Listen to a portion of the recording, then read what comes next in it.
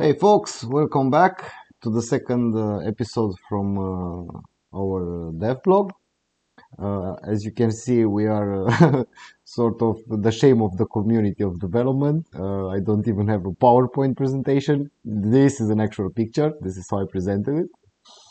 Okay, let's move to the actual content. So, the new update consists in adding asteroids in the game. Asteroids and basic environment for Parallax. So I will guide you to some of the development pipeline that we had so far. So for me, when creating this asteroid, I first started with the shape and played around with the shadows, with details and so on. I tried to find some standard asteroids on the web, but I couldn't find any, so I had to design one from scratch, So the hardest part was to establish the pattern.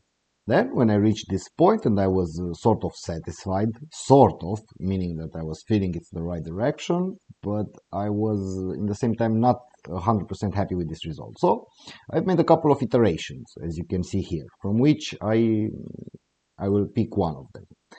Okay, spoilers ahead, I picked this one. Now, why do I do this? This is not the final asteroid, because in order to have all the asteroids, they must have a pattern that's consistent in the entire team. Okay, let's move on to the next step.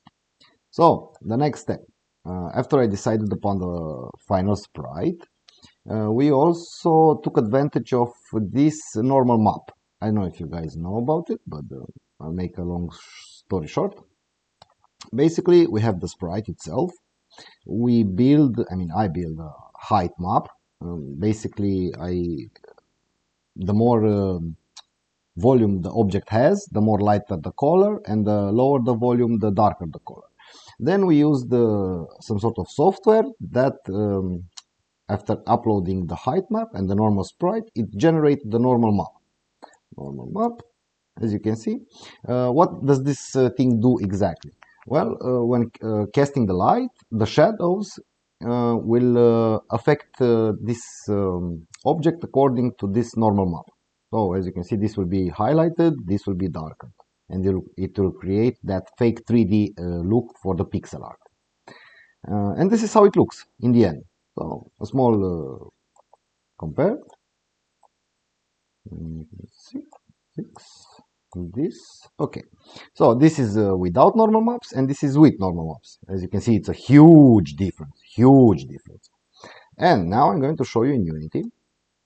These are the asteroids. Of course, I tried the normal maps with all iteration, but yeah, it's a lot of small work. And now check out the light. You see how it affects it. It gives it that nice fake 3D aspect to it.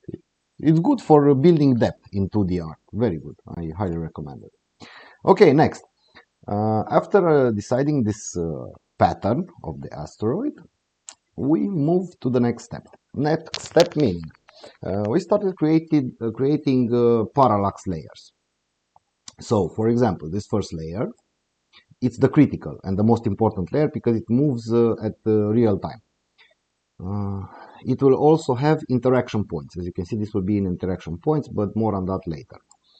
This, I put here the size of an astronaut for reference, just so you know. This second asteroid, it will be behind this one. And the third asteroid, it will be behind all of them.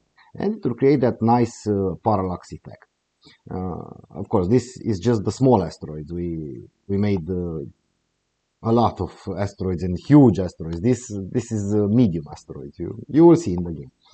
Okay, here you can see better the order. These asteroids that are a bit highlighted are the critical layer, where it has interaction points.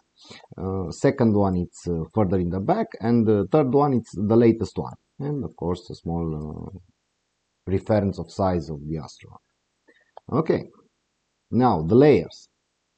Oh boy, we want to add in visuals maximum atmospheric value. I don't know, it's just something that I like to do in game. So, in order to do this, we created many layers, as many as possible. I will give you a short briefing of what you can expect in regards to visuals in the game. So this we already talked is the furthest asteroid layer, then the second asteroid layer, and this is the critical layer. This one, it's a little bigger size asteroid, and again, they are even bigger than this one. It has multiple interactive points, and yeah, this is the critical layer. Okay, next layer, it's the fourth one, are these asteroids. These asteroids, we also added, my partner added a nice effect. When the lights hit them, they will display the edges, highlighted edges, and it looks really cool in the game. I will show you at the end of the day. Also, this layer, it's above the units and the enemies from the game. So it, again, gives more depth to it. Then we wanted to go a few steps further, and we added two layers of fog. As you can see, this one and this one. Fog is transparent, but again, I'm a poor developer. I work in I work in Windows freaking Paint, and it's even the 98 version, so I don't have transparency here. I usually add it after I finish all the sprites. Then I go in other program, add transparency, and it's a long one. But I took enjoyment in it. So that's what matters at the end of the day. Okay, so 5 and 6 are the fog layers. Then layer number 7, it's the top layer. This is on top of everything, but this one has only shapes. Understand? So this is just for depth, and usually all objects from this layer we try to keep them at the edges of the screen, so not to make player life a bit hard, you know. And layer 8, it's oh, this is another beast entirely. Here we want to add a background for further stars, then closer stars, then even closer stars. Then we also want to add a layer of planets. Then we want to add a layer with broken ships and derelicts. And this layer will destroy my life. I'm currently working right now on it, and I'm really, I don't want to go on to. Okay, let's move to the next. A small briefing of the resources that you can encounter in our game. Yeah, before I start this, I posted this in our Discord and in some other Discords, and everybody said it looks like French fries. So what the hell? Actually, I wanted to look like, I don't know, like an Easter egg from Illyrium, from the classic UFO, Enemy Unknown, but no, it ended up looking like French fries. So I know about it, just don't troll me with it. Okay, so firstly, this interaction points, a scientist needs to research it. After it research it, it will unveil the resource type it has. It can have this resource or this resource. Now, after you unveil this resource, you must send the miner to mine the resources. These resources, there are also, of course, more bifurcation. It's random generated, and it can be small amount, it can be medium amount, or it can be huge amount. Same with this. This type of resource, as I wrote here, it's used for equipment upgrade, workshop, crafting, and mostly internal ship usage. So in management menus and management part of the gameplay. The second type of resource, the French fries, it's used for external repairs and upgrades, meaning building turrets, repairing force fields, repairing modules, and so on. And the third type of resource, this is a small preview of the enemy. Ooh, what is this? Langoliers. Okay, so the third type of resource is dropped when you kill an enemy. When you kill an enemy, it will drop these resources. Now, these resources are also collected by the miner, but the miner needs to touch them. And as you proceed in the game, you will be able to unlock a special upgrade, like a sort of magnet to the miner, and he doesn't need to touch them anymore, just needs to pass by close to them, and they will be all attracted to his backpack, and they will stay there. Okay, now to the juicy part. Let's see how they look in the prototype. Made with Unity, yes. Okay, that's good. So this is how it looks right now in the game. This is the ship from where you get deployed. Now, let's see the layers. These two are the two fog layers that I told you about. And if you go with the astronauts, you can see the fog is on top of them, but you can still see them. Okay, this one right here, it's the top layer. This is on top of everything. You hardly can see the astronauts here, but that's the whole point. You know, you're in space, you're in a forest of asteroids. It is normal. So if you want maximum visibility, try to stay away from the edges of the screen.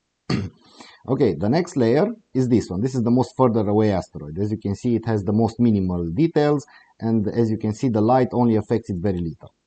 Okay, this one, this is the layer of small asteroids that are on top of units, but they have this nice highlight when they are hit by a light source. For example, each astronaut has this light source right here on the background.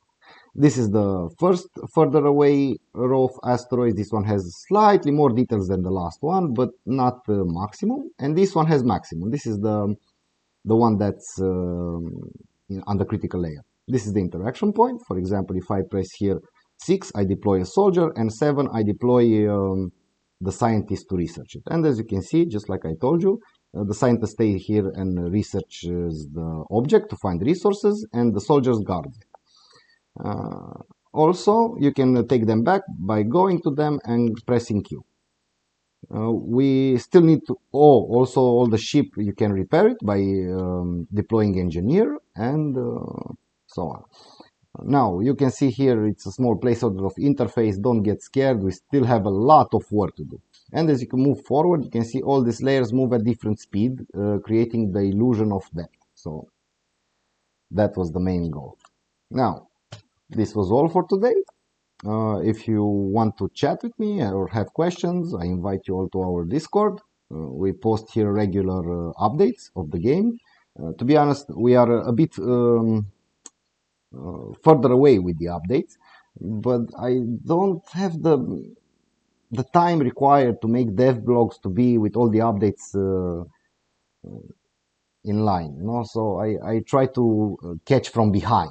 So for example, right now we are actually at the point of actually making the interface, but I will talk a bit later about that.